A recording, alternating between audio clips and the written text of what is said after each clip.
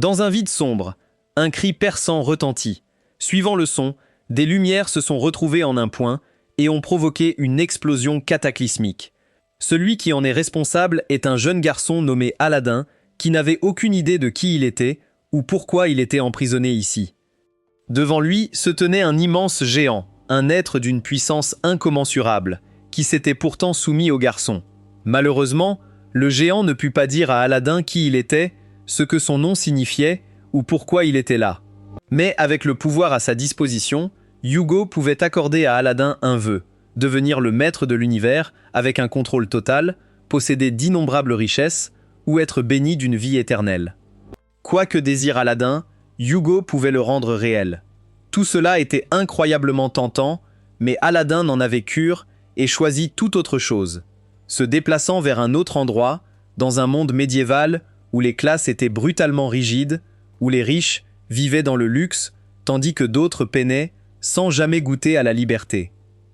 Ali Baba était l'un de ces gens accablés de dettes envers un homme nommé Buddle. Il travaillait jusqu'à l'épuisement sans fin en vue. Pour aggraver les choses, en chargeant des marchandises sur une charrette, il aperçut des enfants assis là, dévorant des pastèques. Le garçon avait tellement mangé que son ventre était gonflé comme un ballon, et il ne s'arrêtait toujours pas. C'était Aladdin. Ali Baba se précipita pour l'arrêter. D'où venait ce petit gamin? Il mangeait comme un gouffre. Ali Baba était sur le point de lui donner un bon coup de pied pour évacuer sa frustration. Mais Buddle était déjà arrivé dehors. Ali Baba essayait désespérément de cacher les pastèques à moitié mangées, mais c'était inutile. Aladdin, complètement inconscient de la situation, aperçut la poitrine pulpeuse de son ancien maître et s'y jeta, la louant sans retenue. Cela rendit Buddle complètement fou. Il repoussa Aladdin et écrasa Ali Baba au sol dans une humiliation totale. Ali Baba ne pouvait pas riposter et dut seulement endurer, maudissant sa malchance. Cette nuit-là, Aladdin ne partit pas, mais suivit Ali Baba jusqu'à chez lui et engloutit tout son stock de nourriture d'urgence. Quel véritable profiteur! Ali Baba soupira d'exaspération et murmura qu'il devait vraiment conquérir un donjon rapidement, sinon il mourrait de faim. Les oreilles d'Aladin s'alertèrent à la mention des donjons. Les donjons étaient d'imposantes structures apparues mystérieusement il y a 14 ans. Les gens disaient qu'ils regorgeaient de montagnes d'or, d'argent et de trésors. Si tu pouvais conquérir un donjon, tu deviendrais instantanément la personne la plus riche du monde. De plus, des rumeurs disaient que les donjons contenaient aussi des artefacts mystiques d'un pouvoir magique incroyable. Si tu mettais la main sur même un seul, ta vie changerait à jamais. Les yeux d'Aladin s'illuminèrent en entendant cela, mais il était déjà l'heure de se coucher, et Ali Baba ne dit rien de plus avant de s'écrouler. Aladin ne posa pas de questions non plus, et resta immobile. Le matin suivant, Aladin ne se réveillera pas. Ali Baba n'avait d'autre choix que de le jeter dehors comme une balle. De l'abus d'enfant ici. Les deux marchèrent ensemble dans les rues. Ali Baba rêvait de conquérir un donjon, de devenir riche et d'inviter des filles bien rognées chez lui pour passer du bon temps. Aladin était jeune, mais tout aussi sans gêne, totalement captivé par une femme dansant dans la rue. En sautillant d'excitation, il heurta une fille portant un panier de citrons sur la tête. La collision fit tomber quelques citrons au sol. Sa beauté les poussa tous les deux à vouloir se précipiter pour aider. Mais elle avait déjà ramassé les citrons et s'en alla. À ce moment-là, Aladin remarqua des chaînes autour de ses chevilles. Ali Baba expliqua qu'elle était esclave, une de ces personnes qui vivent dans la misère, leur destin entre les mains des autres, vivante aujourd'hui et morte demain. La fille, réalisant qu'on voyait ses chaînes, se sentit gênée et tenta de tirer sa jupe pour les cacher, faisant tomber tout le panier de citrons sur sa tête. Aladin s'approcha d'elle, joua une note sur sa flûte, et les chaînes se brisèrent. « Maintenant tu es libre, mademoiselle. » Mais au lieu de célébrer, tout le monde autour d'eux se figea de peur. Voler un esclave est un crime capital. Avant qu'Ali Baba puisse expliquer, Buddle arriva. Il ne savait pas comment ils avaient réussi à briser les chaînes, mais peu lui importait. Il s'approcha pour les saisir, et ses gardes dégainèrent leurs lames. À ce moment-là, Aladin joua de nouveau de sa flûte. Une immense main surgit de l'intérieur, balaya Buddle et frappa fort juste à l'endroit où il se tenait. La onde de choc de l'impact déclencha une forte rafale qui fit tomber tout le monde. La main bleue ne tua pas Buddle sur le coup, mais le terrifia au point de le faire s'évanouir. Ali Baba aperçut des soldats au loin et attrapa la main d'Aladin pour fuir. Après cet incident, Ali Baba réalisa qu'Aladin était un sorcier. Il emmena le garçon dans un endroit où chaque homme rêve d'aller et fit venir 2 beautés avec des courbes ravissantes pour qu'Aladin en profite à sa guise. Puis il commença à le persuader d'explorer un donjon ensemble. Aladin voulait de toute façon y aller et, porté par l'enthousiasme, il accepta sans réfléchir. Ali Baba poussa un soupir de soulagement et demanda d'autres filles pour lui. À sa grande horreur, celle qui arriva était une femme massive, musclée, avec des biceps saillants et un visage rude et impassible qui ressemblait à celui d'un homme. Après son service enthousiaste, Ali Baba sortit de l'établissement, l'air comme si son âme avait quitté son corps. Juste au bon moment, Boodle les retrouva. Pour éviter d'aggraver les choses, ils décidèrent de retourner travailler pour le gros homme. Regardez le visage d'Ali Baba, pathétique, n'est-ce pas? Cette fois, leur travail était de transporter du vin. C'était extrêmement dangereux, car un monstre amateur d'alcool avait pris le contrôle de la route qu'ils devaient emprunter. Avant de partir, ils aperçurent la fille aux cheveux rouges avec un groupe d'autres esclaves enfermés dans des cages en fer. Ils étaient expédiés vers les mines pour travailler jusqu'à en mourir. Ali Baba était furieux, mais ne savait quoi faire. Tout au long du chemin, Boodle ne cessait de dire que les rats restent des rats et les esclaves restent des esclaves. Nés comme des déchets, meurent comme des déchets. Ali Baba bouillonnait, les poings serrés, mais finalement, il ne fit rien et joua même le jeu des mots de ce méprisable Boodle. Aladin lui conseilla de ne pas mentir autant, sinon il finirait par ne plus croire en lui. À cet instant, un grondement tonitruant secoua le sol avant de s'effondrer sous eux. La caravane tenta de fouetter les chameaux pour les faire avancer plus vite, mais ils ne purent échapper à la terre qui s'effondrait. Les roues en bois ne supportèrent pas les tremblements et se brisèrent. Boodle cria à tous de descendre et de sauver le vin, laissant ceux en danger s'en sortir seuls. Au fond du cratère immense se trouvait une plante carnivore géante qui était venue pour l'alcool. Ses tentacules frappèrent le sol, envoyant des ondes de choc. Une petite fille perdit son équilibre et tomba. La fille aux cheveux rouges tenta de la sauver, mais tomba aussi. Ali Baba se précipita en avant pour les rattraper et aurait réussi si le gros homme ne s'était pas interposé pour protéger ses précieuses barriques de vin. En les voyant tomber, Ali Baba resta figé dans un silence hébété. Boodle cria de côté pour sauver le vin, disant que ses esclaves n'étaient même pas à la hauteur d'un seul tonneau. Ne pouvant plus supporter la cruauté de l'homme gros, Ali Baba frappa Boodle en plein visage et sauta dans le trou pour les sauver. La fleur se refermait pour digérer sa proie, et aucun humain n'avait la force de l'ouvrir. D'en haut, Aladin appela Hugo. Grâce au géant, Ali Baba put lancer une cruche de vin à l'intérieur, affaiblissant la fleur assez pour qu'il puisse attraper la main de la fille aux cheveux rouges. Mais une cruche n'était pas suffisante. Il les tira tous les deux avec toute sa force, s'enfonçant encore plus à l'intérieur. Même face à la mort, Ali Baba n'avait aucun regret. Au moins, il n'aurait plus à mentir ou à revoir le visage de cet homme gros. Voyant cela d'en haut, Aladin défit son turban. À son commandement, il rassembla les tonneaux de vin restants, s'envola dans le ciel et les lâcha tous sur la plante carnivore. Enivré d'alcool, la fleur relâcha son emprise et libéra Ali Baba. Ali Baba était ravi d'être en vie, mais Budule hurlait de rage face à ces marchandises détruites. Peu importe, Hugo les emporta tous deux sans effort. Ils mirent une journée entière pour atteindre le donjon d'Amun. Malgré son rêve de conquérir un donjon et de changer de destin, debout devant ce piège à mort qui avalait les gens, Ali Baba hésita encore.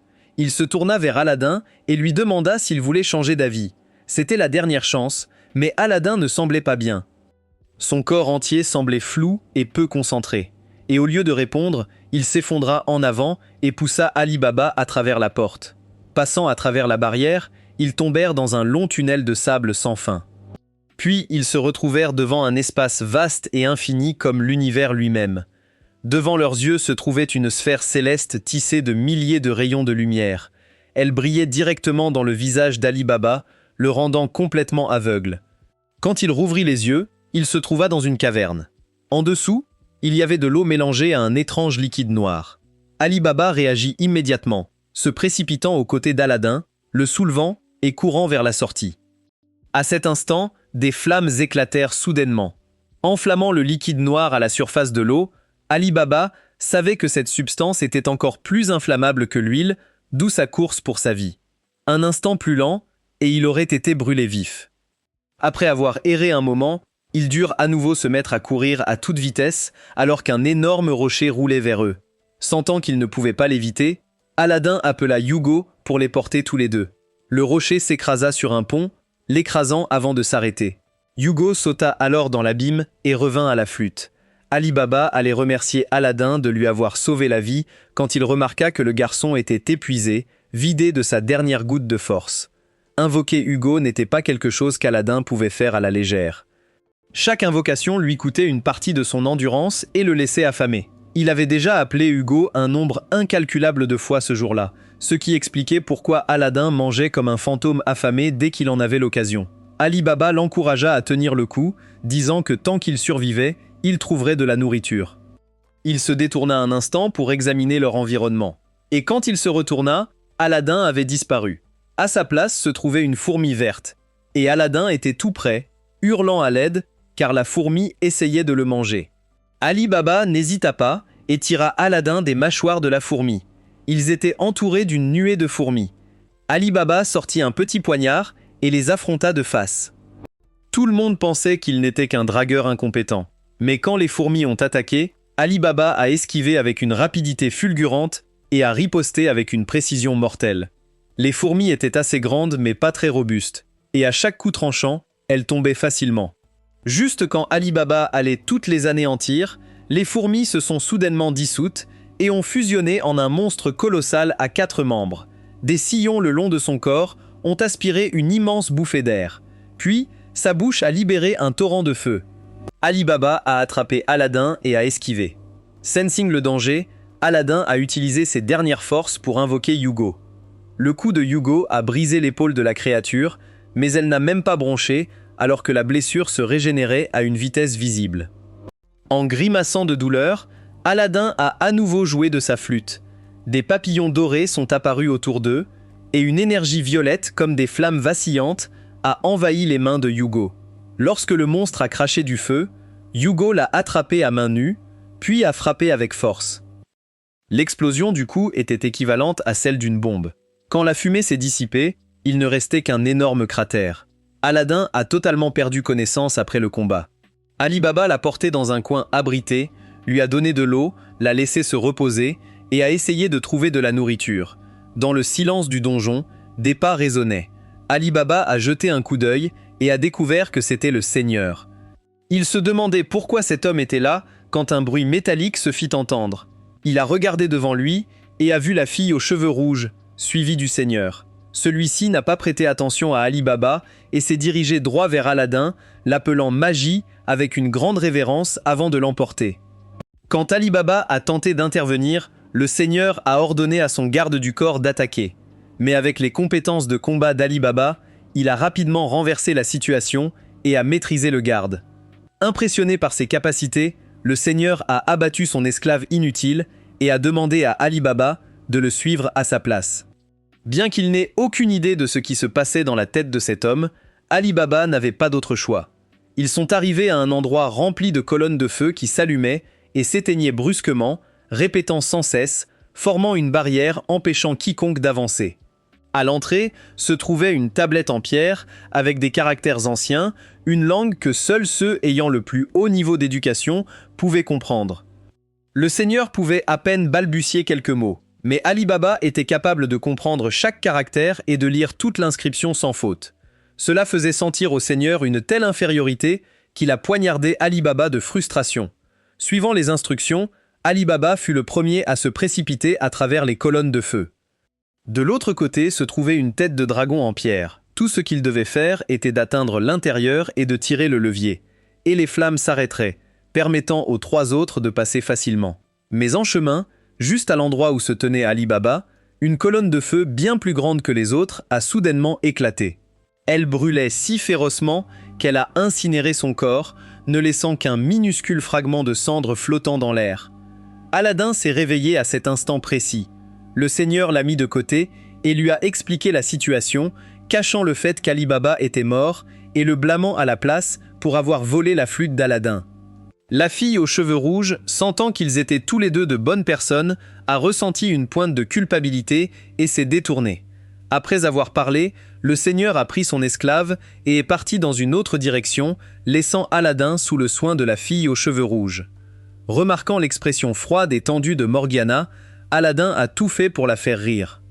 Morgiana était vraiment sur le point d'éclater de rire, mais a lutté pour le cacher jusqu'à ce qu'elle ne puisse plus se retenir. Sans y penser, Aladin a qualifié sa patrie de « continent sombre ». Cela ne lui plaisait pas du tout. C'était une moquerie de l'endroit où elle était née. Morgiana se souvenait de sa patrie comme d'un lieu de beauté, avec des ciels bleu clair et des nuages rêveurs.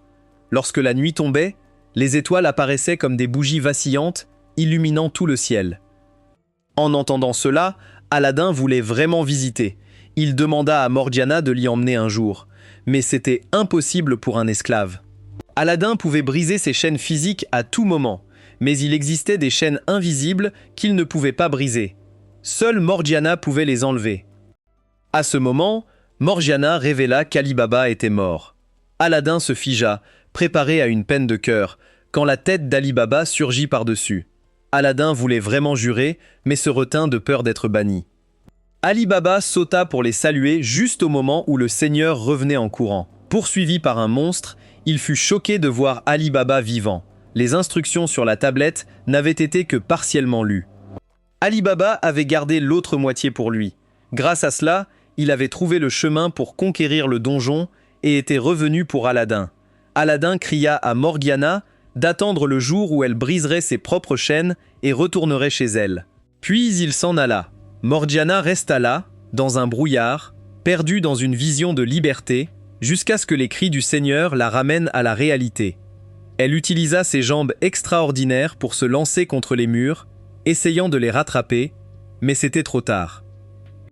Ali Baba et Aladin atteignirent le sommet et poussèrent la porte de la vérité, impatients de découvrir ce qui les attendait de l'autre côté. Mais, à leur grande surprise, lorsque la porte s'ouvrit, la pièce commença à disparaître dans le néant. Mais Aladin réalisa rapidement qu'ils étaient toujours dans le donjon. Au-dessus d'eux, il y avait un dôme transparent. Au loin, des statues de dragons crachant du feu, les mêmes colonnes de flammes mortelles qu'ils avaient croisées plus tôt. Le seigneur était toujours piégé là, bouillonnant de rage, car aucun de ses esclaves ne pouvait combattre le monstre. Même dans une situation aussi désespérée, cette ordure continuait de frapper et de donner des coups de pied à Morgiana pour évacuer sa frustration. Aladin et Ali Baba n'y prêtèrent pas attention. Ils voyageaient dans les airs sur un tapis volant. Selon ce que Hugo leur avait dit un jour, en dessous se trouvait un cimetière, ou plus précisément, une ville morte où personne ne vivait. Après avoir volé un moment, ils atteignirent réellement la dernière destination du donjon. La preuve était des montagnes d'or, d'argent, de trésors et d'armures de qualité inestimable empilées au-dessus. Avant qu'ils ne puissent célébrer, le corps massif de l'esclave du seigneur s'écrasa d'en haut avec un bruit tonitruant. Son corps était couvert de brûlures et de blessures. Pas besoin de deviner qui a fait ça. L'expression d'Ali Baba changea soudainement.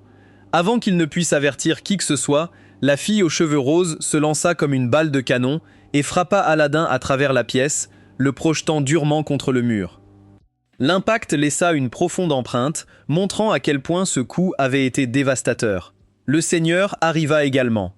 Il envoya Morgiana surveiller Aladin, tandis qu'il restait pour s'occuper d'Ali Baba. Après avoir enduré les horreurs du donjon, le seigneur estima qu'Ali Baba méritait de mourir. Pourquoi quelqu'un de son statut noble devrait-il souffrir d'un tel voyage alors que ce roturier ne l'a pas fait? Ali Baba regarda dans le vide un moment. Quelle blague! C'était un donjon, un endroit où la vie et la mort se cachaient à chaque coin, sans distinction de noblesse ou de roturier. Si tu ne peux pas le supporter, rentre chez maman, petit prince. L'insulte plongea le seigneur dans une frénésie, chargeant pour attaquer. Mais Ali Baba ne se laissa pas intimider et tira son épée pour riposter. Le seigneur avait une confiance énorme en son escrime. Il avait été formé par un maître, comment pourrait-il perdre face à un roturier? Ses vantardises résonnaient plus fort qu'un crieur public, mais en combat réel, il ne pouvait pas toucher Ali Baba. Aux yeux d'Ali Baba, l'escrime dont le seigneur était si fier n'était rien d'autre qu'un chat griffe en l'air, plein d'ouvertures et facile à exploiter. En un rien de temps, Ali Baba tenait le seigneur à sa merci. Ali Baba pensait qu'elle ne pourrait pas combler cette distance à temps. Pourtant, Morgiana arriva à une vitesse incroyable. Ali Baba esquiva à peine et recula pour tenir sa position. Il ne pouvait pas comprendre comment une guerrière si puissante pouvait se résigner à être esclave. C'était un donjon. Si elle abandonnait le seigneur ici, elle ne subirait aucune punition. Morgiana écouta et s'avança comme touchée par ces mots, puis attrapa la main d'Ali Baba et le projeta contre le mur. L'impact détruisit complètement sa capacité à se battre, le laissant à la merci du sol. Elle hésita un instant, car ce serait sa première fois prenant une vie. Elle prit l'épée et s'approcha lentement de sa cible, leva la lame, hésita brièvement, puis la abaissa. Aladin avait lancé un sort de loin. Sans un mot, il exigea que le seigneur lui rende sa flûte. Évidemment, le seigneur refusa, sachant qu'Aladin soutenait toujours Ali Baba. Aladin n'eut d'autre choix que de la reprendre par la force. Voyant la pièce se remplir d'esprits magiques, des lumières dorées tourbillonnant autour d'Aladin comme une tempête, le seigneur était encore plus excité. Si un Magi le choisissait, il serait l'enfant du destin parmi toute l'humanité. C'est pourquoi le seigneur était déterminé à faire en sorte qu'Aladin le choisisse par tous les moyens. Morgiana se déplaça pour attaquer Aladin, mais il avait déjà créé un champ gravitationnel assez fort pour la maintenir au sol, mais ce n'était pas suffisant. Morgiana pouvait encore avancer, alors il balança son bâton vers elle. Quand tout se calma, Morgiana était coincée contre un coin de la pièce. Voyant cela, le seigneur n'eut d'autre choix que de remettre obéissamment la flûte. Mais il gardait encore l'espoir qu'Aladin le choisirait comme roi. Aux yeux d'Aladin, tout ce que le seigneur avait fait était détestable plutôt qu'admirable. Son domaine était un paradis pour les nobles, mais un véritable enfer pour les classes inférieures. Une personne comme ça était indigne. Aladin retourna vers Ali Baba et l'invita à continuer leur voyage. Mais à ce moment précis, des cercles magiques apparurent au sol et un colossal pilier de feu jaillit au centre de la pièce. C'était un vieil homme à la peau bleue et à la longue barbe blanche. Il regarda autour de lui et demanda qui parmi eux était le roi. Tant Morgiana que le seigneur furent ignorés. Ce n'est qu'en apercevant Aladin qu'il s'avança pour saluer les magiciens. Hugo émergea tout de suite de la flûte, gesticulant et disant quelque chose. L'homme âgé hocha la tête, puis salua à nouveau Aladin. Aladin était très curieux de savoir ce qu'était un magicien. Les magiciens sont des sorciers choisis par les dieux pour former et guider un humain ordinaire à devenir un roi sage et exceptionnel. Les humains ne peuvent pas survivre seuls. Ils ont besoin d'un roi pour les mener. Les donjons actuels servent aussi d'épreuve. Ali Baba intervint en demandant s'ils pouvaient prendre tous les trésors maintenant qu'ils avaient conquis le donjon. Amon répondit qu'il pouvait bien sûr, et Ali Baba rassembla immédiatement chaque pièce d'or et d'argent dans la salle. Ce hall allait lui assurer une vie aisée. Il était temps de profiter. Juste à ce moment, un énorme cercle magique apparut au-dessus de lui. Un autre sorcier essayait de sceller la sortie. Amon rassembla tout le monde et utilisa sa magie pour les faire sortir. Morgiana ne savait pas quoi faire et hésitait. Le grand esclave de tout à l'heure, encore en vie, s'approcha en boitant et lui dit de partir. Mais laissé le seigneur derrière, il avait obéi aux ordres du seigneur et blessé trop de gens. Donc le seigneur ne méritait pas de quitter cet endroit non plus. Te revoir dans ta patrie est mon dernier souhait. Après avoir dit cela, il coupa les chaînes de Morgiana et se détourna. Une fois qu'Amon eut fini de lancer le sort de téléportation, il entra dans le fourreau de l'épée d'Ali Baba. En sortant du donjon, Ali Baba n'arrivait toujours pas à croire qu'il l'avait réellement conquis. Il n'aurait jamais pensé qu'un lâche comme lui y arriverait. Aladin ne le voyait pas ainsi. Une personne qui ne se fâche pas lorsque ses rêves sont piétinés, mais qui abandonne tout lorsque la vie d'un autre est en danger, ne pourrait jamais être faible. Aladin croyait qu'Ali Baba deviendrait un grand roi et construirait un pays où tout le monde voudrait vivre. Leur voyage ensemble s'achevait ici. Quand Ali Baba retourna en ville, il s'assit dans le terrain vide où le donjon avait disparu après avoir été conquis. Pendant ce temps, Morgiana se tenait dehors, preuve vivante qu'elle était désormais vraiment libre. Lorsque Ali Baba acquit sa fortune d'or et d'argent, au lieu de courir après les femmes comme tout le monde s'y attendait, il décida d'utiliser chaque pièce pour libérer les esclaves. C'était un acte noble, et tout le monde lui en était reconnaissant. Même Morgiana pensa la même chose. Plutôt que de retourner dans sa patrie, elle revint pour demander si Ali Baba avait besoin de son aide. Il ne savait pas ce que l'avenir réservait, Mais il continuerait son voyage d'exploration et finirait par retrouver Aladdin, manquant. Quant à Aladdin, il avait été transporté ailleurs, un endroit qu'il ne reconnaissait pas. Heureusement, quand il se réveilla, il se trouva dans une tente propre, avec une vieille femme bienveillante qui s'occupait de lui. Elle était une descendante de l'une des tribus nomades les plus puissantes de l'histoire et servait actuellement de chef. Elle s'appelait Chagan. Elle appela Aladdin un enfant des Rouks, les créatures ressemblant à des papillons dorés. Ils étaient des êtres gentils et bienveillants, et le fait qu'Aladdin soit entouré d'eux prouvait qu'il était une personne véritablement bonne, ce qui donna à Chagan une très bonne impression. Aladdin fut surpris que quelqu'un d'autre que lui puisse voir ces créatures. Les Rouks sont le foyer des âmes. Quand un être vivant meurt, son âme erre dans le monde, et plutôt que de dériver sans abri, elle retourne aux Rouks et devient un être doux. Pendant que les deux discutaient des Rouks, quelqu'un arriva à l'extérieur pour annoncer le retour des éclaireurs. La situation était la suivante. L'Empire Q était en pleine expansion territoriale. De nombreuses tribus opposées avaient été vaincues, leurs terres saisies et leurs coutumes effacées. Mais malgré tout cela, la tribu Kuga refusait de céder. Pendant des siècles, ils avaient combattu et stoppé l'avancée de l'Empire. Cette fois, toute la tribu ferait de même pour protéger la terre de leurs ancêtres. Ce qui suivit furent les jours qu'Aladdin passa à vivre avec la tribu Kuga. Chagan était toujours à ses côtés, expliquant leur mode de vie. En général, le soir, ils mangeaient, buvaient et chantaient ensemble. Chaque membre de la tribu considérait les autres comme sa famille. C'était la clé de la survie de la tribu Kuga à travers des générations de hauts et de bas imprévisibles. Le lendemain matin, les jeunes hommes de la tribu commencèrent à porter des épées dans le dos. C'était un signe clair que la guerre approchait. Les femmes regardaient avec inquiétude et priaient pour que cela n'arrive pas. Sinon, cette vie paisible et joyeuse pourrait ne jamais revenir. À ce moment-là, Aladdin essaya de se vanter en montant à cheval, mais il fut éjecté et vola en avant. Tout ce qu'il pouvait faire, c'était crier sans espoir. Dogi vit cela et galopa pour l'aider.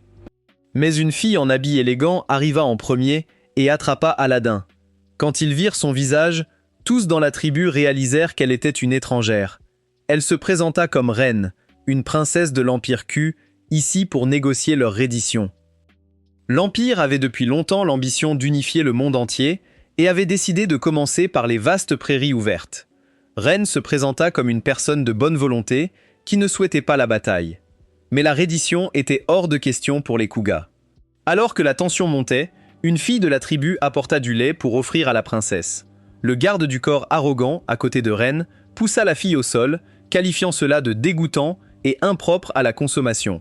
Vous devriez être reconnaissant que nous venions vous sortir de la merde de cheval où vous roulez chaque jour. Dogi ne put contenir sa fureur et dégaina son épée, frappant directement l'homme. Heureusement, quelqu'un l'en empêcha. Si ce coup avait tué le garde, cela aurait été une déclaration de guerre. Sensing que la situation se dégradait, Ren ordonna à son groupe de se retirer. Ce soir-là, Aladdin chercha à parler à la princesse. Il ne cacha pas sa nature spéciale et demanda directement à Ren ce qu'elle comptait faire et si elle prévoyait de commencer une guerre.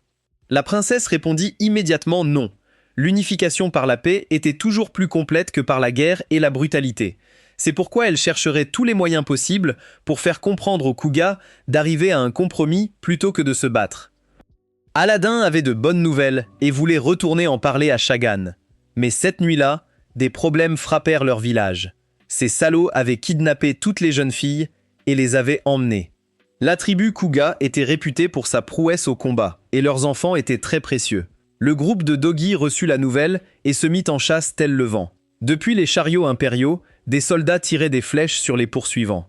Le groupe se divisa en deux flancs pour se rapprocher des chariots, tirant des flèches tout en gardant une distance pratiquement inexistante face aux guerriers de la steppe. Voyant ce chien impérial, Dogi souhaitait le trancher sur place. Mais il se souvint des mots de Chagan. Si même l'un d'eux mourait, il y aurait la guerre, alors il retint sa main. Aladdin venait de revenir et était réellement inquiet pour la sécurité de tous.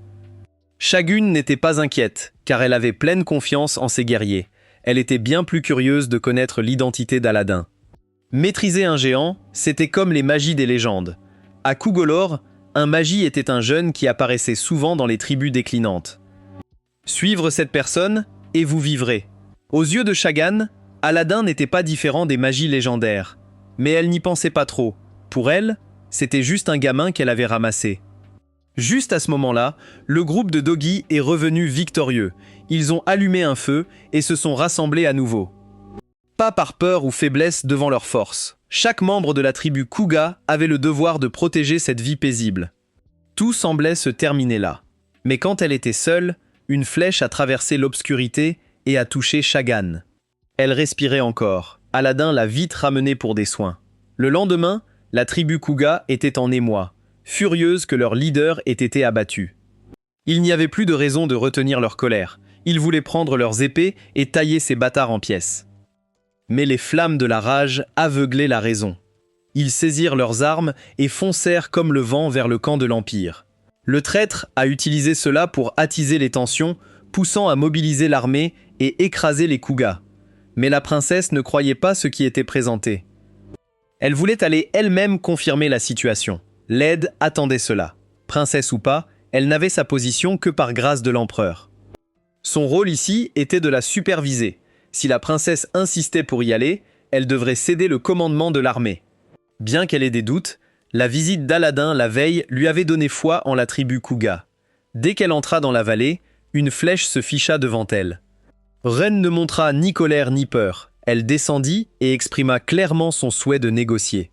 Mais les guerriers ne la croyaient pas. Ils l'accusèrent de tromperie, parlant de paix, tout en complotant. Celui devant ne hésita pas et frappa. La coupure laissa une légère marque sur le visage de Reine. Pourtant, les guerriers restaient sceptiques. Heureusement, Shagan, malgré la douleur, s'est avancé en criant de s'arrêter. Quelle bande d'idiots! Shagan déclara la reddition du clan Kuga à l'Empire. Ren remarqua aussi la blessure sur le corps de la vieille femme et comprit que le conflit avait été orchestré par quelqu'un dans l'ombre. Elle s'inquiéta pour la vie de Shagan. Mais la vieille femme s'en moquait. Si sa vie pouvait sauver tout le monde derrière elle, cela en valait la peine. Elle cria à son peuple de déposer les armes et de montrer leur soumission. Ron s'engagea immédiatement à garantir la paix et la sécurité pour tous au sein du clan Kuga. De retour au camp, tout le monde s'était rassemblé autour du lit de Shagan. Après avoir réglé le plus grand problème du clan, elle rendit son dernier souffle. Aladdin la voyait assise là. Il était profondément attristé, mais comme ils avaient si peu de temps ensemble, il ne pleura pas. Ce n'est qu'après sa mort que Shagan comprit véritablement l'identité d'Aladdin en tant que magie. Elle lui parla doucement. « Tu n'es pas seul. Même si tu as l'impression d'être isolé, des dizaines de milliers d'âmes sont à tes côtés, prêtes à te prêter leur force quand tu en auras besoin. À partir de maintenant, je serai la même, faisant partie de ton pouvoir. » Et ainsi, Aladdin dut dire au revoir à une grand-mère à qui il s'était attaché, même s'ils ne se connaissaient pas depuis longtemps. En rentrant au camp, Ren savait très bien qu'il y aurait beaucoup de problèmes à gérer, surtout ce superviseur.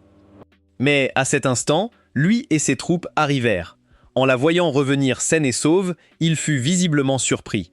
Selon son plan, les guerriers Kuga enragés auraient dû tuer la princesse impériale. Alors, il aurait utilisé le prétexte de venger sa mort pour abattre les barbares et éradiquer les Kuga. Bien que son plan ne se soit pas déroulé comme prévu, il n'était pas inquiet le moins du monde. La tuer maintenant et faire porter le chapeau aux gens de Shagan donnerait le même résultat. Sur son ordre, les soldats tirèrent une volée de flèches tout droit. Les flèches sifflèrent dans l'air, fonçant vers Ren. Juste au moment où il semblait qu'elle serait tuée, les flèches se figèrent soudainement en plein vol et tombèrent au sol. Au-delà d'être une princesse, elle était aussi une conquérante de donjons. Possédant un pouvoir extraordinaire, son attendant manœuvrait également les vents. Un seul coup suffisait à fendre une escouade entière de soldats en charge. Derrière eux, Ren avait pris sa forme de combat et commençait à invoquer des vents semblables à des tornades, propulsant les soldats dans les airs. Bien qu'elle ait balayé une bonne partie d'entre eux, l'énergie magique dans son vaisseau divin était presque épuisée. Ren libéra une frappe massive pour dégager le champ, puis se dirigea vers le traître, seulement pour réaliser avec choc qu'une armée encore plus grande se tenait derrière lui. Après avoir combattu de toute leur force, Ren et ses guerriers furent submergés. Elle se tenait au centre du cercle de soldats, luttant avec défi, désirant un dernier affrontement avec le superviseur. Un maniganceur comme lui ne combattrait jamais de manière équitable. Il fit semblant d'accepter un duel, puis fit tirer sur elle par ses soldats dans le dos, mettant Ren à genoux.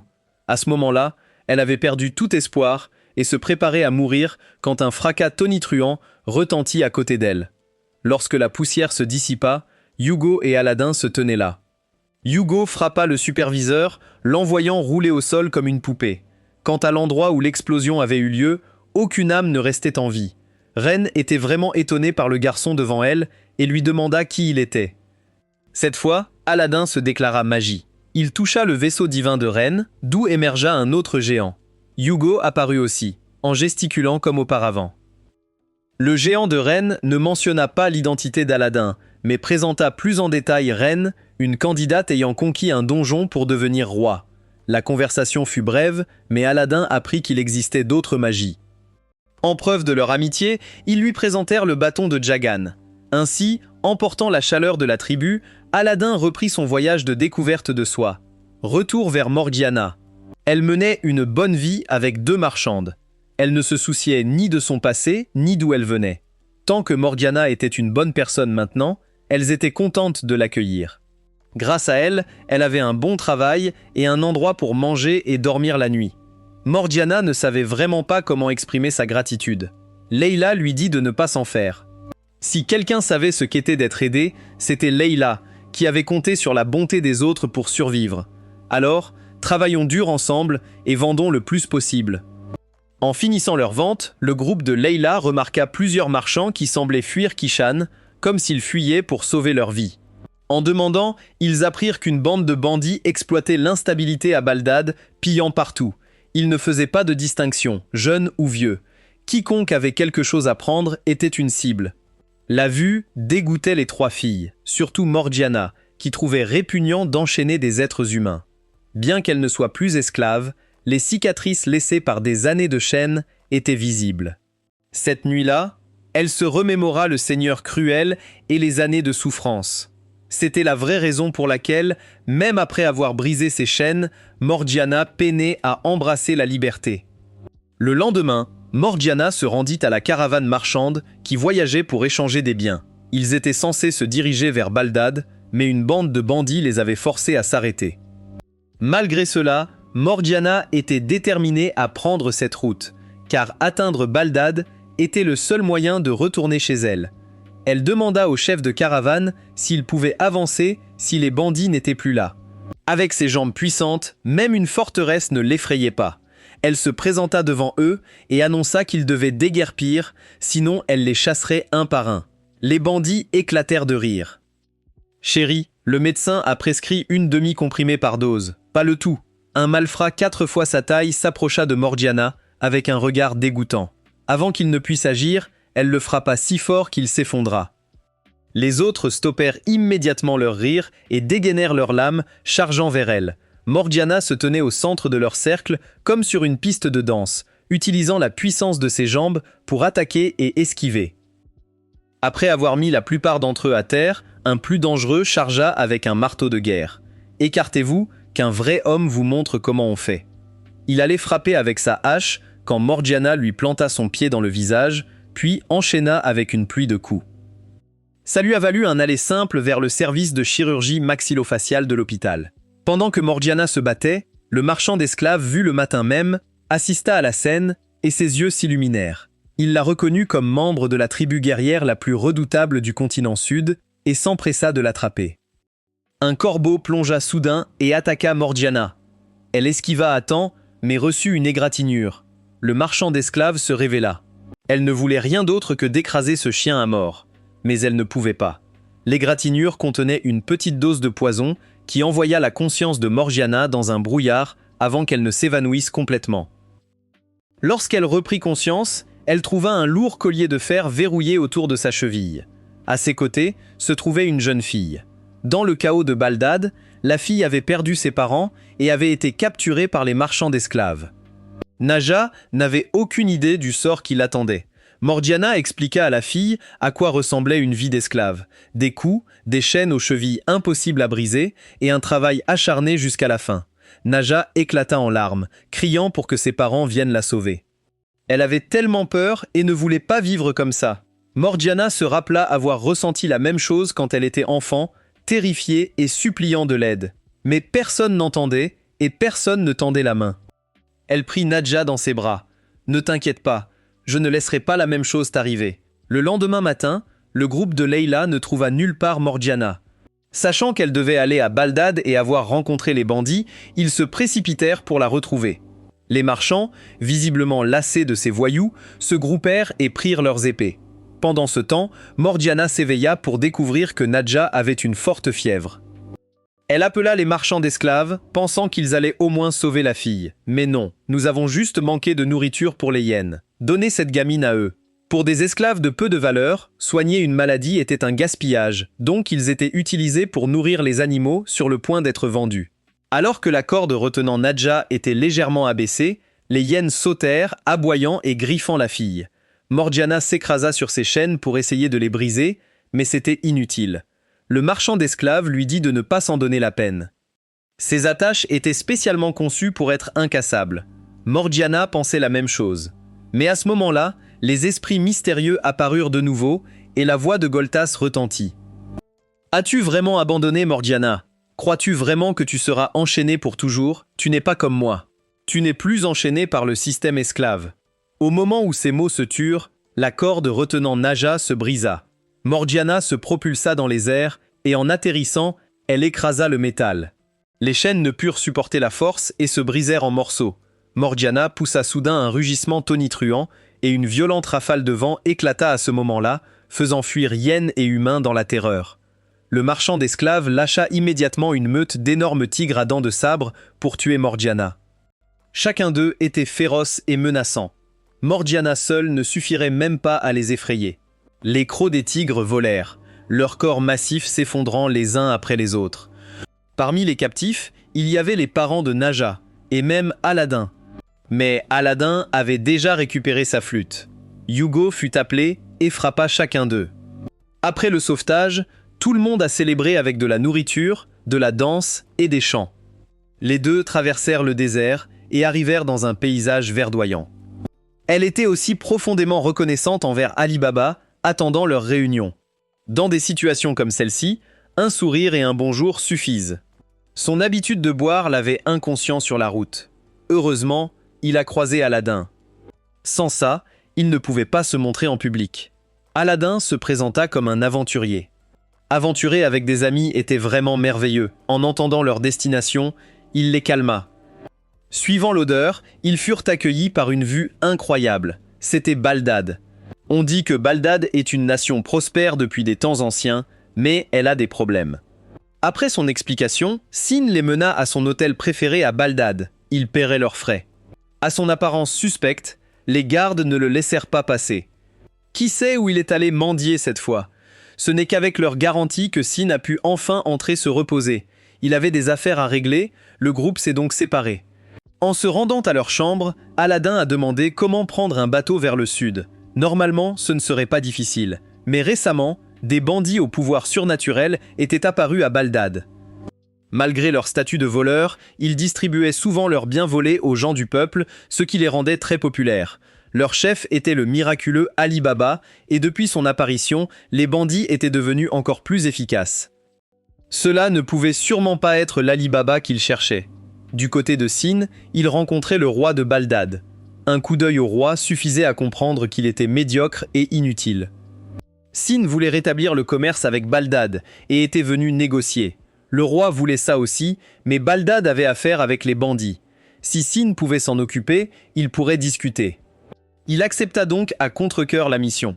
Lorsque les deux groupes se revinrent, Aladin a appelé Hugo avec excitation, ce qui a révélé à Sin que le garçon était un magi. Un homme qu'on ne pouvait décrire que comme légendaire, ayant conquis plus de 7 donjons, est devenu le maître de 7 djinns et ayant fondé sa propre nation, Sinbad. C'était incroyablement impressionnant, mais un novice comme Aladin ne savait pas qui il était. Sinbad laissa échapper un lourd soupir. « Es-tu vraiment un magi ? Peu importe, cela n'avait pas d'importance. » Sinbad expliqua qu'il devait capturer un groupe de bandits à Baldad et avait besoin de l'aide d'Aladin, car son propre vaisseau divin avait été volé. C'était vraiment désespérant. Jafar se sentait mal à l'aise face à tout ça. Impliquer un enfant dans cela était hors de question. Ce garçon est le fils de Salomon. Quelqu'un avec ce genre de pouvoir aurait du mal à mener une vie ordinaire. Aladin se moquait du danger. Tout ce qu'il voulait, c'était que Sindbad demande au roi d'aider à retrouver Ali Baba une fois la mission terminée.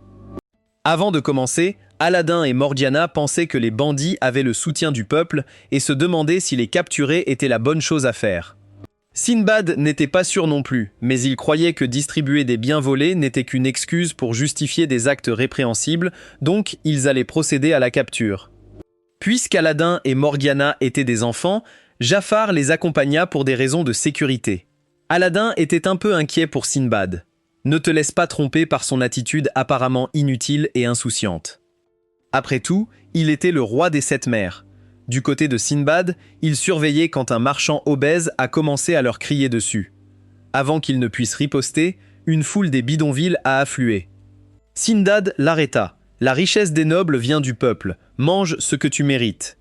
Il se mit de côté et laissa les habitants des bidonvilles piller librement. Il ne violait pas l'accord. Sa mission était de capturer les bandits de la brume.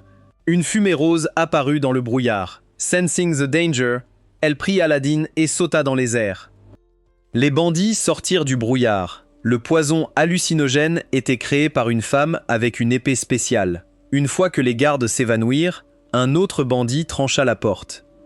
Alors que les bandits s'apprêtaient à entrer, des cordes tombèrent du ciel et en ligotèrent plusieurs. C'était l'œuvre de Jafar. De la fumée noire s'échappait de l'épée de l'homme avant qu'il ne se jette en avant et immobilise Jafar. Morgiana chargea mais n'eut pas plus de chance. Avec un géant bloquant leur chemin, de nombreux bandits paniquèrent et tentèrent de fuir. Certains décidèrent de combattre. Quand le tissu fut retiré, c'était Ali Baba. Une réunion aussi inattendue que douloureuse. Aladdin ne comprenait pas comment il avait pu devenir bandit. Derrière eux, l'armée royale avançait.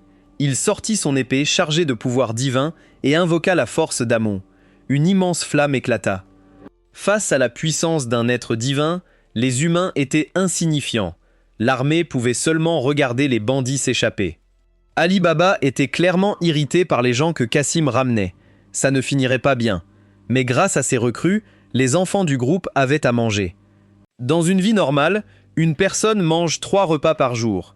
Mais pour ces enfants, 2 repas suffisaient pour les rendre heureux.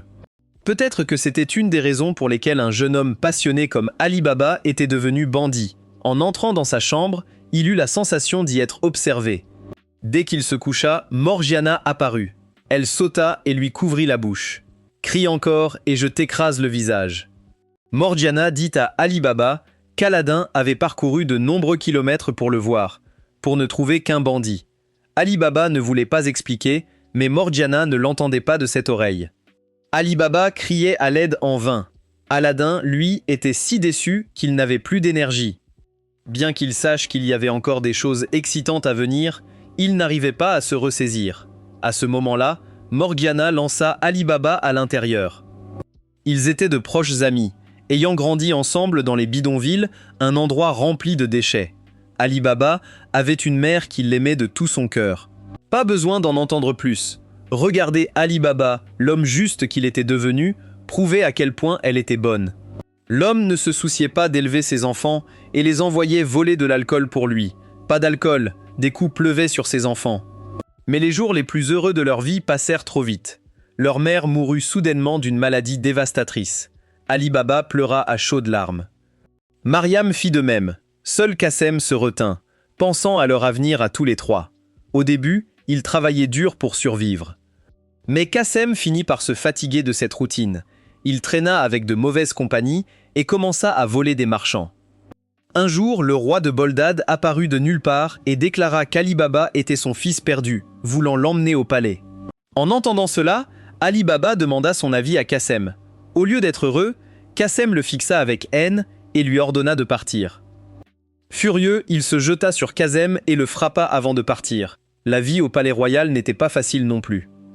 Il erra plus loin et retrouva son vieil ami. Il était si heureux qu'il ne remarqua pas la détermination calculatrice dans les yeux de Cassim.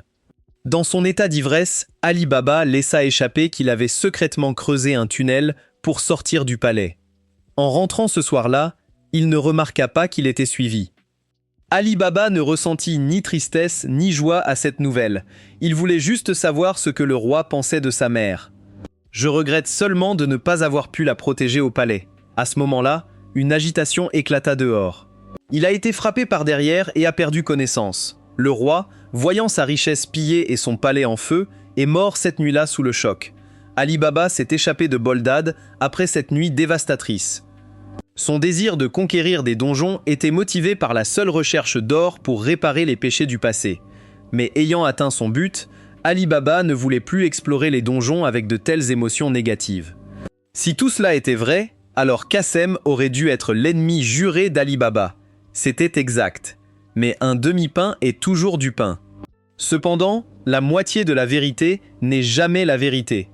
Peu de temps s'était écoulé, mais une terre autrefois florissante était maintenant réduite à des décombres, des banderoles de protestation et des sans-abri éparpillés dans les rues. Il ne restait plus que le vide. La gloire des années passées s'était évaporée sans laisser de traces.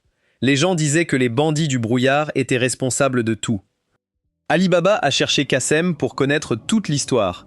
Avec le pouvoir qu'il détenait maintenant, Ali Baba pouvait facilement régler des comptes et prendre la vie de Qassem en un clin d'œil. Mais à partir de là, tout devenait enfin clair. La haine de Qassem envers la famille royale ne venait pas de nulle part. 1 an après le départ d'Ali Baba, une peste a éclaté dans les bidonvilles. Le roi qu'ils avaient vénéré non seulement a refusé d'aider, mais a ordonné une quarantaine et un confinement. Myriam est morte comme ça. Le roi avait trahi son propre peuple et ne méritait plus de siéger sur ce trône. Il était la cause de toute leur souffrance. Après avoir entendu cela, Ali Baba n'éprouvait plus de haine, mais se sentait redevable envers son ami. Qassem voulait s'emparer du trône, mais ne pouvait pas. Un voleur restait un voleur. Même s'il déclenchait une guerre et gagnait, Baldad ne serait que ruine sans la confiance du peuple. Mais Ali Baba était différent. Il était de la lignée légitime de Baldad. Si Ali Baba devenait roi, peut-être que la vie des gens ordinaires changerait. Et c'est ainsi que tout a commencé. Ali Baba a aussi été celui qui a conçu le plan de voler les riches pour donner aux pauvres, préparant le terrain pour renverser le roi actuel. Il ne voulait pas du trône pour le pouvoir. Ce pays était vraiment pourri au-delà de toute réparation. Aladdin trouvait cette situation étrangement familière. L'image de la tribu Kouga lui est revenue. Les gens étaient vraiment pareils partout, luttant pour une vie paisible. La seule différence était que personne comme Chagan n'était là pour guider Ali Baba. Mais Aladdin était arrivé juste à temps. Ce serait lui qui le ferait. À ce moment-là, un bruit de fracas retentit. L'équipe de Kazim était venue sauver Ali Baba. Ils savaient qu'il avait été emmené chez Sinbad, l'homme qui traquait leur bande de rebelles. Ali Baba n'était pas sûr qu'Aladin le soutienne. Il essaya de se retirer. Morgiana se mit à les arrêter et ils s'enfuirent sur le toit. En bas, dans l'hôtel, une autre bande de bandits attaqua Sinbad. Ils paraissaient nombreux, mais contre ces trois-là, aucun nombre n'était suffisant. Quand Sinbad arriva sur le toit, Kazim paniqua et libéra le pouvoir de son épée. Mais Sinbad n'avait besoin que d'une infime partie de sa force pour se libérer facilement. Mazoré, qui l'accompagnait, était aussi un membre de la tribu finale. Le moindre de ses mouvements le projetait en avant comme un obus. Tout dans son sillage était dévasté. Les bandits, serrés les uns contre les autres, étaient balayés les uns après les autres, complètement impuissants. Cassim n'arrivait pas à croire ce qu'il voyait. Ces gens étaient-ils réellement humains? Finalement, Sinbad captura Kazem et lui mit une lame sur la tête, l'utilisant pour faire pression sur Ali Baba. Pourquoi ne pas régler ça avec un duel entre deux? Kazem savait qu'Ali Baba avait une mission importante et ne pouvait se laisser capturer. Il ordonna à tout le monde de faire tout ce qu'il fallait pour aider Ali Baba à s'échapper. Sinbad admit qu'il ne pouvait l'arrêter si Ali Baba voulait vraiment partir, mais Ali Baba refusa. C'était le fondement d'une nouvelle nation. Si le groupe de bandits se séparait ici, tous leurs préparatifs seraient anéantis. De plus, ce sont ses camarades proches. Il ne pouvait pas simplement les abandonner. Il invoqua le pouvoir d'Amun, convoquant un immense mur de flammes pour créer une arène distincte et affronter Sinbad. Le style d'épée d'Ali Baba portait les marques indéniables du royal style de Baldad, rapide et mortel. Mais face à Sinbad, tout ce qu'Ali Baba faisait avait l'air désespérément amateur. Il ne parvint pas à toucher une seule fois. Pourtant, quand Sinbad répliqua, un seul coup suffisait à faire tomber Ali Baba. Mais au lieu de finir le combat, Sinbad exprima son intention de rejoindre les bandits. Il trouvait bien plus significatif d'aider ceux qui se battaient pour une vie meilleure que de servir un roi insensé. le combat précédent n'était qu'un test pour voir si Ali Baba était digne d'aide de la part du roi des sept mers. Au-delà de cela, Sinbad ressentait une profonde inquiétude. Depuis l'apparition des donjons, la guerre et les divisions de classe s'étaient aggravées. Si personne n'agissait rapidement, tout dégénérerait et le monde plongerait dans le chaos total. Le groupe de Cassim n'arrivait pas à croire que Sinbad voulait réellement les rejoindre, mais il n'avait pas le choix. Le lendemain matin, la troupe Fogg fit une annonce publique, appelant les citoyens au palais pour une déclaration importante. Sinbad escorta Ali Baba pour rencontrer le roi et exposer que les vies des gens n'étaient pas protégées, raison même de la formation de la troupe de brouillard. Si Abu Mad pouvait garantir que le peuple n'aurait plus à s'inquiéter de la nourriture et du logement, la troupe de brouillard se dissoudrait. En réponse à l'appel sincère d'Ali Baba, il n'y eut que du mépris. Un gamin ramassé dans la poubelle n'est pas mon frère. Tu n'as pas le droit de parler ici, sans Sinbad, derrière toi. Ali Baba fut immédiatement furieux et tenta d'avancer, mais les gardes le retinrent. Dehors, les gens attendaient anxieusement, ne sachant pas comment se déroulaient les négociations. Aladdin pensait que les choses allaient probablement s'arranger quand une silhouette mystérieuse apparut. Au moment où l'inconnu passa, Aladdin eut l'impression de plonger dans une nuit sans lumière. La silhouette entra dans le palais, accueilli par l'enthousiasme du roi Abu Mad. Sa méfiance envers la troupe de brouillard venait du Q-Empire. En plus de l'étrange figure dans le palais, il y avait un conseiller financier envoyé par le Q-Empire. Ce conseiller exigeait que tous les vassaux acceptant leur autorité abandonnent le contrôle de leur économie nationale. Abu Maud était trop stupide pour comprendre la gravité des conséquences et en profita pour ignorer les bandits représentant le peuple. Le plan de Sinbad pour redresser le commerce de Baldad s'effondra à partir de ce moment-là. Le nouvel arrivant était Judal. Un simple regard suffisait à comprendre qu'il était dangereux, même Sinbad, audacieux et imprudent, le craignait. Ali Baba, enragé à ses côtés, revint à la réalité. Il n'avait d'autre choix que de partir et d'accepter que les négociations avaient échoué. Ce n'est qu'à la tombée de la nuit que la foule rassemblée pour l'annonce importante se dispersa enfin. Un petit nombre resta, croyant en Ali Baba. Même si tout était tombé à l'eau, ils devaient au moins l'entendre avant d'accepter. Confronté à leur confiance, Ali Baba ne savait pas comment les affronter. Il avait échoué complètement, n'ayant rien accompli ce matin-là. Aladdin ne le voyait pas de cette manière. Au moins, Ali Baba avait osé se lever et parler au nom du peuple. Le fait qu'ils se soient rassemblés ici prouvait leur confiance, et la flamme de la résistance brûlait en eux. Sinbad ressentait la même chose. Il tira Ali Baba et annonça formellement que toutes les propositions avaient été rejetées. Nous avons parlé, mais l'autre camp n'a écouté aucun mot. Cela ne veut pas dire que nous abandonnons. Quand les mots échouent, l'action émerge. Nous avons choisi la négociation pacifique, mais l'autre camp a refusé.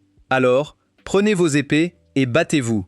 La lutte pour se libérer de l'inégalité et de la pauvreté a été plus que suffisante. Et c'est juste. Si Abu Mad envoie ses plus forts, Sinbad s'en occupera. Si Baldad refuse aux gens leurs droits de citoyens, Sinbad les accueillera. À ce moment précis, Judal réapparut. Sa seule présence alourdissait l'air de tension. Cet homme ne se tenait pas pour la justice ou les opprimés. Tout ce qu'il voulait, c'était créer des batailles dévastatrices. Le Q-Empire commandait des centaines de milliers de soldats puissants, assez pour provoquer un conflit capable de secouer le monde. Judal exprimait son désir de s'allier à Sinbad pour créer une telle bataille lorsqu'il se tourna soudainement vers Aladdin avec un regard étrange. Depuis leur arrivée, Aladdin et Judal avaient ressenti la présence de l'autre. Lorsque Judal apprit qu'Aladdin était aussi un œil de mage, sa surprise fut immense. Il avait toujours pensé être unique, et maintenant il y en avait un autre, et en plus un enfant. Judal fit un geste comme pour saluer Aladdin, mais lui poussa plutôt un doigt dans l'œil. Puis il se tourna pour examiner le candidat au trône qu'Aladdin avait trouvé. En réalisant que c'était Ali Baba, il éclata de rire. Un conquérant de donjons manipulé par un roi médiocre, quel gaspillage! Aladdin rétorqua immédiatement qu'une personne capable d'oser ce que personne d'autre ne ferait ne pouvait jamais être inutile. Vexé par la réplique, le désir de Judal de se battre s'enflamma. Sinbad tenta d'intervenir, mais il ne pouvait pas. Sans son vaisseau divin, il était trop faible face à un magi. Même quelqu'un d'aussi puissant que Massoré ne pouvait toucher un cheveu sur la tête de Judal. Judal forma un cercle de pierre et tira une pluie de rayons lumineux dans toutes les directions. Aladin utilisa aussi des pierres pour créer une barrière, bloquant les rayons, et les renvoya. Lorsque son énergie entra en collision avec le bouclier de Judal, les deux forces s'annulèrent et disparurent. Judal réfléchit un moment.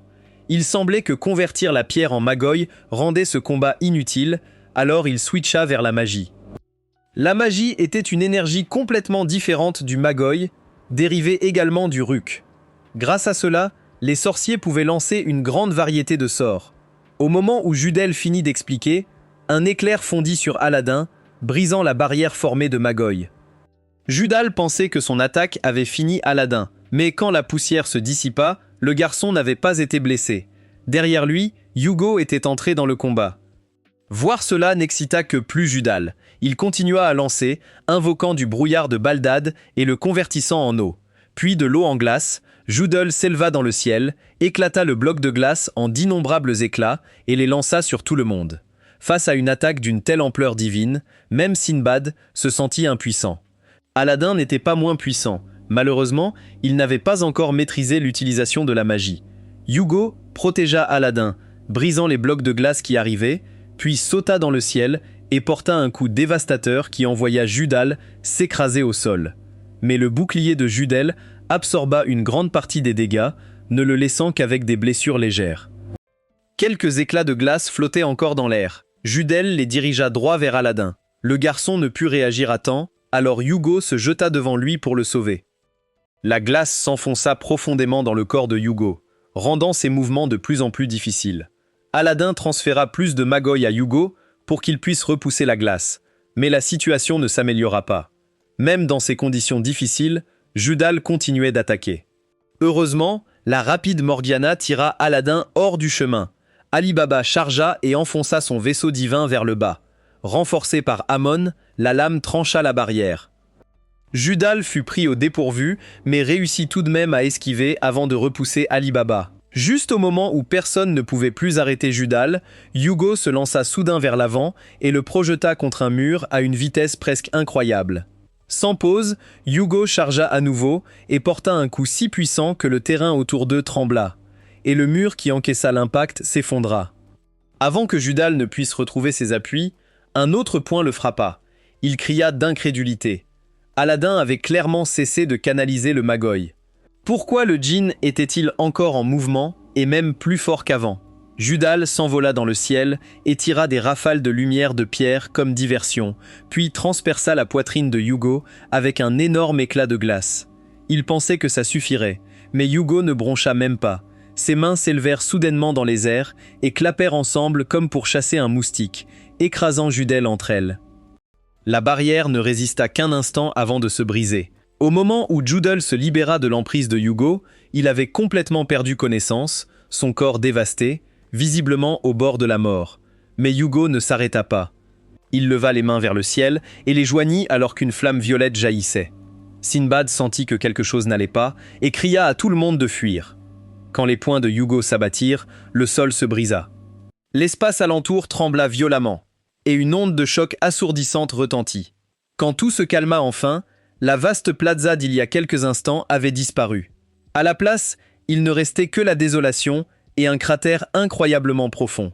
Judal, cependant, était toujours en vie. Sans avertir, un groupe de personnes apparut dans le ciel, chevauchant un énorme tapis, accompagné de soldats de toutes sortes. Ils venaient de l'Empire Q, et à en juger par leur apparence, les vaisseaux divins qu'ils possédaient étaient nombreux. Voyant Judal dans un état mangé, presque mort, la fille devant n'afficha aucune panique. Si quelque chose, elle était légèrement surprise qu'il ait été battu à ce point. Avec le pouvoir d'un vaisseau divin, tant qu'il n'était pas mort, toute blessure, aussi sévère soit-elle, pouvait être guérie. En bas, Hugo voulait encore continuer le combat. Il avait complètement perdu le contrôle et ne réagissait plus aux ordres d'Aladin. Voyant cela, la femme tira une épingle décorative de ses cheveux et utilisa le vaisseau divin pour invoquer un djinn. Contrairement aux autres entités spirituelles avec leur forme colossale et bleue comme Hugo ou Amon, celui-ci était un dragon d'eau. Lorsque Hugo chargea et frappa la femme, le dragon se transforma en une barrière protectrice. Cependant, la chaleur des flammes de Hugo était si intense qu'elle évaporait l'eau, lui causant de l'inconfort. Quand ils se séparèrent, elle murmura encore une fois et continua de puiser de l'énergie de son vaisseau divin. L'épingle se transforma en une épée éclatante et aiguisée, et tout son corps changea aussi, faisant apparaître des écailles comme un dragon. Quand Hugo rebondit, une immense colonne d'eau, aussi tranchante qu'une lame, surgit et lui transperça la poitrine, laissant un trou béant. La blessure était trop sévère. Hugo se désintégra et se retira dans la flûte. Un conquérant de donjons professionnel ne devait vraiment pas être sous-estimé. La fille retourna sur le tapis et se prépara à partir. Aladdin ne put contenir sa rage et se lança en avant. Elle le regarda de haut et demanda ce qu'il voulait. Continuez à se battre. Hugo voulait seulement protéger les gens en bas. C'est vous qui avez commencé tout ça. Après avoir entendu cela, elle ne montra aucun remords ni intention de punir Judal. Au lieu de cela, elle ordonna aux 3 guerriers derrière elle de descendre et de massacrer tout le monde en bas. Tous 3 étaient terriblement puissants et dangereux.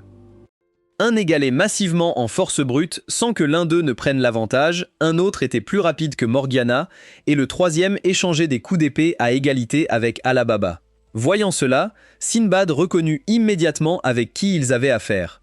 Quand elle s'apprêtait à attaquer Aladdin, Sinbad leva la main pour l'arrêter. « Si je ne me trompe pas, vous êtes une princesse de l'Empire Q. » Elle fut d'abord en colère d'être bloquée. Mais en entendant le nom de Sinbad et en voyant son visage beau et masculin, elle devint troublée et accepta de se retirer. Au dernier moment, elle se retourna, pointant et insistant sur le fait qu'elle se retirait par choix, pas parce qu'il lui avait ordonné. L'odeur de réincarnation obsédée par les garçons était indéniable. Bien que le groupe de Sinbad et Ali Baba soit intervenu, plusieurs civils étaient pris dans le feu croisé. Ils étaient occupés à s'occuper des blessés. Ali Baba faisait de même, vérifiant si ses gars en bas avaient été touchés, lorsque Morgiana entra au moment le plus gênant possible. Heureusement, il réussit à expliquer avant qu'elle ne se méprenne. Sinon, elle aurait pu croire qu'il s'occupait de ses affaires avec sa bouche et même plonger dans une rivière n'aurait pas effacé ce malentendu. Elle venait de soigner les blessures d'Ali Baba quand les gens dehors ont découvert Aladdin inconscient. La flûte qui appelait Hugo n'avait plus l'étoile qu'elle avait autrefois. Il semble qu'Aladin ait été si désespéré d'aider les autres qu'il ait utilisé son propre magua. C'était extrêmement dangereux. Si le magua d'un magi venait à manquer, cela pouvait signifier la mort. Ils l'ont trouvé juste à temps. Sinon, il y aurait eu des funérailles. Une crise à peine terminée, une autre arrivait. Les bandits ont repéré Ali Baba et lui ont immédiatement demandé où allait leur avenir. Quand il ne savait pas comment répondre, Sinbad a pris la parole. « Je n'ai pas déjà dit que ma nation aiderait tout le monde ?» Ce n'est qu'après avoir reçu l'assurance inébranlable de Sinbad qu'ils ont quitté les lieux en paix. Juste à ce moment-là, une carriole tirée par des chevaux est apparue.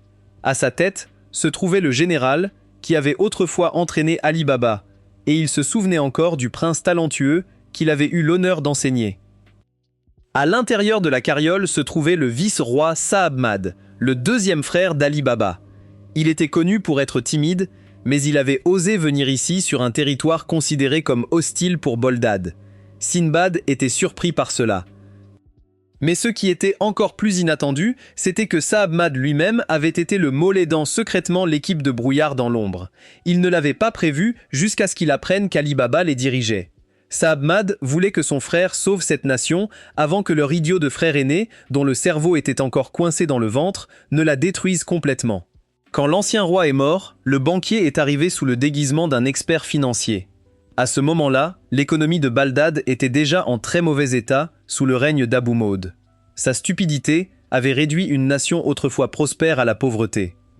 À partir de là, une tragédie s'est déroulée dans tout le pays. Ce soi-disant expert financier a dupé le roi naïf pour qu'il adopte une monnaie papier soutenue par l'Empire Q. À partir de maintenant, il n'y aurait plus besoin d'or ou d'argent pour les transactions. Juste ça. Au début, la monnaie papier rendait le commerce plus pratique et l'économie a prospéré. Mais ensuite est venue l'inflation, un concept compris seulement à l'ère moderne. La valeur de la monnaie papier fluctue énormément. Un pain qui coûtait 1 pièce hier coûte maintenant 3 aujourd'hui. Au lieu d'ajuster la valeur de la monnaie, le banquier a introduit des services de crédit. Il a permis à tout le monde d'emprunter autant qu'il le voulait, avec une condition. Il devait mettre en garantie des choses comme la souveraineté foncière, les droits maritimes et les ressources nationales. Pour maintenir son mode de vie extravagant, Abu Mahd a continué à emprunter jusqu'à ce que la nation n'ait plus rien. La cour a éclaté en panique. Ils étaient à sec, mais Abu Mahd ne s'inquiétait pas. Il regardait la foule en dessous. N'avons-nous pas encore le peuple? Il suffit de vendre leurs droits humains. Abu Mahd voulait transformer Bagdad en usine d'esclaves. Sobmad tremblait de peur, de douleur et de fureur en racontant l'histoire. Pour empêcher ce cauchemar de devenir réalité, il était venu ici pour tout révéler. Le sang de Morgiana a bouilli instantanément en entendant le mot « esclave ». Elle a immédiatement appelé Sinbad et Ali Baba à l'aider à stopper ce plan traître. Un complot si profondément stupide que cela ne pouvait être que de la bêtise cultivée. Saab Mahd était si sincère qu'il a presque supplié Ali Baba d'arrêter Abu Mahd à tout prix. Il ne restait que 5 jours. Le général à ses côtés l'a tiré en arrière. Il devait partir au plus vite avant d'être découvert. La personne à qui il faisait le plus confiance, Aladdin, était dans le coma. Ali Baba ne savait pas s'il pouvait y arriver.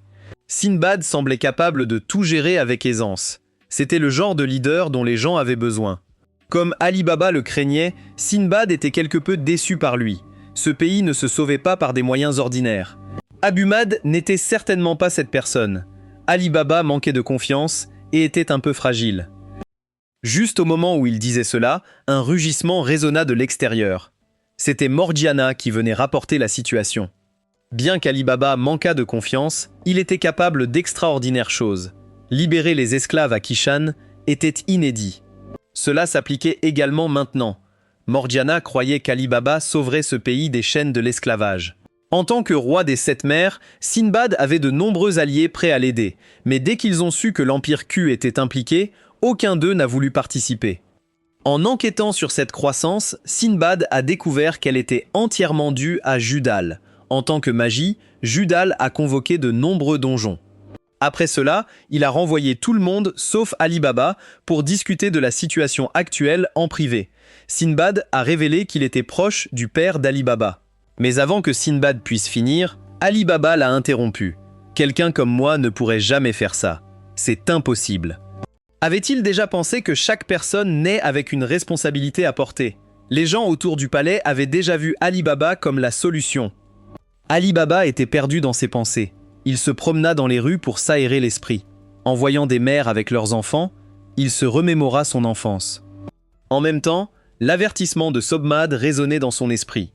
Ces gens deviendraient esclaves et vivraient en chaîne s'ils ne faisaient rien. Les passants reconnurent Ali Baba et se rassemblèrent autour de lui demandant des nouvelles des négociations. Avant qu'il ait le temps de réagir, une corde apparut de nulle part et l'attrapa pour l'emmener sur un bateau. Quand il reprit ses esprits, il réalisa que c'était le groupe de Kassim qui s'était échappé sans éveiller les soupçons. Qassem avait amené Ali Baba pour annoncer un plan de guerre total. À côté de Qassem se tenait un marchand d'armes. C'était cet homme qui avait informé Qassem du contrat d'esclavage.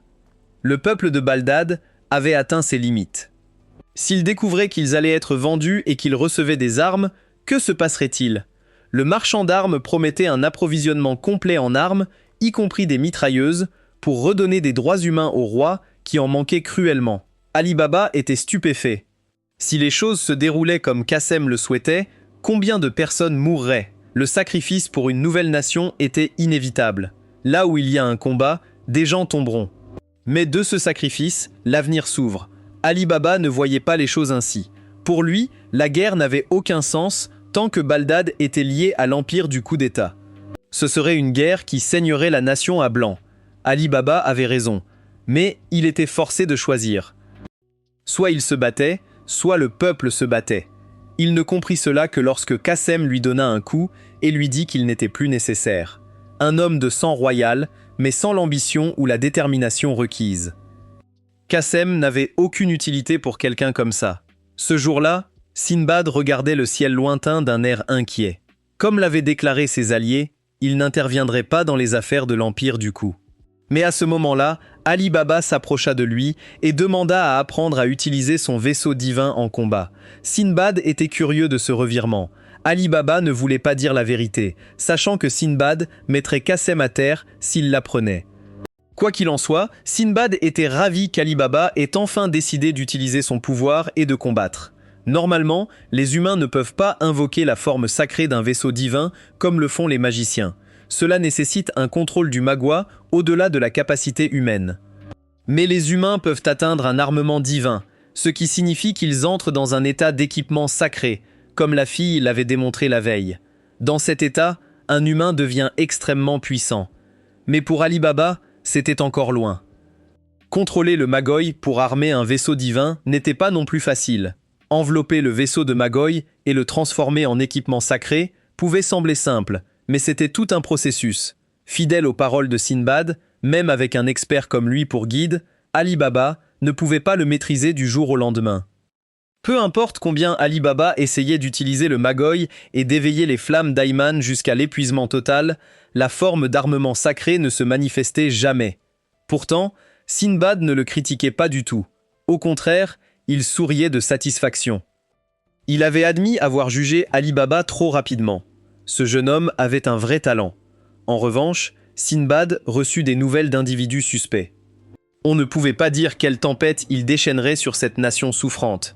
Sinbad projetait aussi de parler à la princesse pour annuler le mariage. Il pensait qu'elle serait d'accord. Jafar et les autres se souvenaient de son visage qui exprimait qu'elle était éperdument amoureuse. Sinbad, en plus d'être roi, était aussi connu comme le Don Juan des 7 mers. Le lendemain matin, Ali Baba se leva tôt pour rendre visite à Aladdin. Le garçon était toujours le même, montrant aucun signe de réveil. Cela plongeait Ali Baba dans la culpabilité. Si Aladdin n'avait pas été mêlé à son histoire, il ne serait pas dans cet état. Morgiana ne voyait pas les choses ainsi. Aladdin avait un profond respect pour lui, et pouvoir aider un ami était un honneur. Après avoir entendu cela, quelque chose s'est installé dans le cœur d'Ali Baba. Il marcha droit vers le palais royal. Dehors, des gens s'étaient rassemblés, demandant à manger et à boire au roi. Ils étaient si affamés que leurs os transparaissaient et qu'ils n'avaient pas de lait pour les bébés. Mais le roi n'était au courant de rien. Il se leva, se soulagea et passa sa journée avec des femmes, comme toujours. Parmi la foule, Ali Baba s'avança lentement vers la porte et demanda à parler à Aboumad. Les soldats refusèrent, bien sûr. Tout le monde savait que le roi méprisait son troisième frère. Cependant, quand la foule reconnut Ali Baba, au lieu de demander de la nourriture, ils commencèrent à lancer des pierres aux gardes. Sous cette pression, les 2 gardes n'eurent d'autre choix que d'ouvrir les portes. À l'intérieur du palais se trouvait probablement la princesse du Cou-Empire, très malheureuse à l'idée d'épouser un inconnu. Se souvenant du visage beau et masculin de Sinbad, elle souhaitait vraiment connaître l'amour. Mais c'était presque impossible. La position géographique de Baldad était stratégique, une porte vers le monde. Sous les ordres de l'empereur, même une princesse n'était qu'un pion à sacrifier. Avec l'arrivée de la princesse, Aboumad avait également reçu des cadeaux de mariage inimaginables, dont les 3 monstres qui avaient combattu plus tôt. Il admirait joyeusement les corps mutilés de ses propres soldats quand un tumulte parvint à lui. Aboumad sortit sur le balcon et vit une escouade de soldats entourant Ali Baba en bas. En le voyant, il réagit comme un chien enragé. Il ordonna au banquier de tuer Ali Baba à tout prix. L'un des 3 monstres s'avança volontairement. À l'origine, c'était un homme ordinaire, mais quand il retira le tissu de son visage, son corps se transforma en un immense éléphant à 3 trompes. Comparé à la bête, Ali Baba était aussi petit qu'une mouche sur son visage. C'était la technologie de transformation biologique que l'Empire Q avait acquise en conquérant des donjons. Ali Baba ne montrait aucune peur face à ce monstre. Au lieu de cela, il prit l'initiative et lança une lame de feu vers son ennemi. L'attaque avait l'air impressionnante, mais ne fit que repousser le monstre.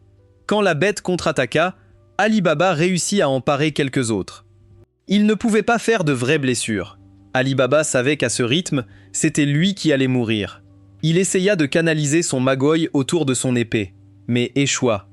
Tout ce qui apparut fut un grand pilier de feu l'engloutissant dans un effet visuel spectaculaire, sans changement de pouvoir. La bête balançait ses trompes dans des attaques incessantes. Ali Baba avait trop dépensé d'énergie mentale et ne pouvait qu'éviter les coups. Pire encore, quand il fut projeté au sol et vit le monstre lever son pied pour l'écraser, Ali Baba ne pouvait que jaisir là, dans un désespoir impuissant. Dans ce qui semblait être ses derniers instants, il pensa à sa mère, son père et à tous ceux qui comptaient sur lui. La dernière chose qu'il vit fut Aladdin, le garçon qui avait toujours cru qu'Ali Baba était un vrai héros. À cet instant, Ali Baba reprit ses esprits, esquiva le coup et planta sa lame dans la jambe du monstre. La blessure infligea une vraie douleur. La bête devint folle et se transforma à nouveau, cette fois en une forme encore plus grande et féroce. Quant à Ali Baba, au lieu de suivre les conseils de Sinbad, il décida de laisser les flammes exploser, puis chargea et porta une seule attaque. À un moment donné, la courte dague d'Ali Baba s'était transformée en épée noire, acérée. Quand l'éléphant tomba, une horde de singes sauta pour submerger Ali Baba. Il pouvait les couper en deux d'un seul coup, mais il ne mourrait pas. Au lieu de cela, chaque moitié régénérait un nouveau corps. Il mourrait seulement quand Ali Baba utilisait les flammes d'Amon. Ce n'était pas infaillible, mais ça consommait beaucoup de magouilles. Si cela continuait, Ali Baba perdrait inévitablement. Il s'apprêtait à charger le singe leader pour un affrontement décisif quand une paire de pieds s'écrasa dans son visage. C'était Morgiana. De retour à Kishan, quand Ali Baba était parti sans un mot, elle avait remarqué les mêmes signes révélateurs, alors elle avait deviné ce qu'il faisait. Ali Baba dit à Morgiana de quitter les lieux. C'était trop dangereux. Morgiana ne dit rien, et poussa simplement un rugissement qui fit s'enfuir les singes dans la terreur. Sa façon de lui montrer qu'elle était incroyablement forte maintenant. Elle semblait petite et délicate, mais un coup dans la gorge, et c'était un cercueil, pas un lit d'hôpital. Avant qu'Ali Baba puisse dire un mot de plus, Morgiana le prit et le lança en avant comme un sac poubelle. Grâce à cela, il pouvait avancer dans le palais sans perdre plus de temps. Dehors, Morgiana tenait véritablement la ligne seule. Avec son agilité et la puissance inégalée de ses jambes, chaque coup tombait comme un marteau écrasant les singes. Mais leur capacité de réplication était trop forte. Peu importe combien de temps elles se battaient, aucun ne restait mort. Elle se souvint de la technique que Masserer avait utilisée pour atteindre Kassan, et l'essaya elle-même. Bien que moins efficace, elle changea de tactique pour atteindre le singe leader. Au début, il pensa que Morgiana essayait de fuir. Mais dès qu'elle trouva le bon angle, elle tourna et porta un coup dévastateur qui le traversa. Lorsqu'elle atterrit, la force résiduelle fit tomber une tour entière, provoquant des grondements qui donnèrent froid dans le dos. À l'intérieur, Ali Baba faisait face au monstre restant. Sous le pouvoir d'Amon, il faillit le tuer d'un seul coup. Débordant de confiance, il chargea à nouveau, seulement pour découvrir que son épée était redevenue normale. Son magoï était épuisé. Mais au lieu de paniquer, Ali Baba lança une fiole d'huile, puis gratta son épée contre le sol pour créer des étincelles qui enflammeraient le feu. Amun absorba le feu et restaura juste assez de magoï pour qu'Ali Baba termine son adversaire. C'était un moyen de récupérer temporairement du magoï en plein combat. Mais le prix à payer pour le corps était lourd. Quand Ali Baba atteignit la salle du Conseil royal, il était complètement à court de magoï. Abou Maud ordonna à ses soldats de l'arrêter. Ali Baba n'avait pas l'intention de se battre. Il voulait les persuader de le laisser négocier avec Abou Maud. Mais sous la pression du roi, les soldats n'avaient d'autre choix que de charger. À ce moment-là, Sabmad ordonna au général d'intervenir. Abou Maud fixa son frère habituellement timide qui n'avait jamais osé prononcer un mot. « Tu oses faire un coup d'état » Sabmad ne répondit pas.